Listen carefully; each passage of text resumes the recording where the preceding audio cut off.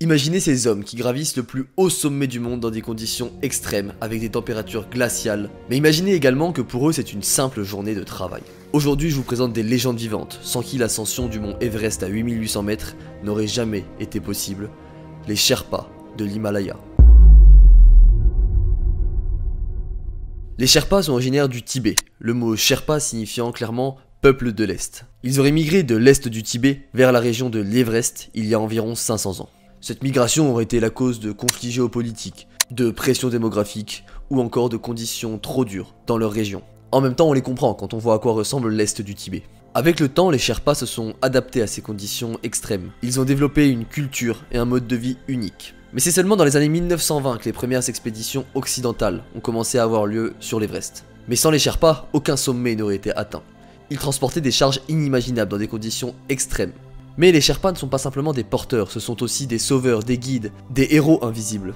Il a fallu attendre 1953 pour voir la lumière sur l'un d'entre eux, Tenzing Norgay aux côtés de Sir Helmut Hillary. Ces deux hommes sont les premiers à avoir atteint le sommet du mont Everest. C'était certes une victoire pour Tenzing, mais c'était surtout un exploit pour toute la communauté Sherpa, et un symbole de leur place incontournable dans le monde de l'alpinisme. Mais être Sherpa, c'est loin qu'un simple travail, c'est un mode de vie unique et mortel. Chaque année, les Sherpas mettent leur vie en jeu pour atteindre le sommet de l'Everest. Avalanches, chutes de glace, manque d'oxygène, les dangers sont partout. Alors que certains alpinistes viennent chercher un exploit individuel, pour les Sherpas, il s'agit de survivre et de protéger. Ils sont souvent les premiers à monter les camps, à poser les cordes, et souvent les derniers à descendre de la montagne.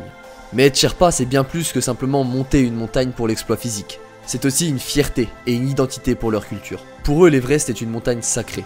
Et chaque ascension est non seulement un défi physique, mais aussi une reconnexion spirituelle avec la montagne et les dieux.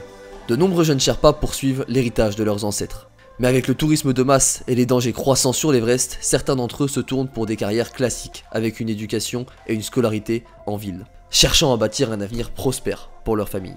Mais le succès de l'alpinisme a un prix. Comme on a pu le voir dans la dernière vidéo d'Inoxtag, des bouchons se forment sur la dernière crête mortelle à 8800 mètres. Et encore une fois, les personnes les plus exposées sont les Sherpas. Ces dernières années, la question de la sécurité et des conditions de travail des Sherpas est devenue cruciale. Comment protéger ces hommes de l'ombre tout en continuant de pratiquer de l'alpinisme extrême sur l'Everest?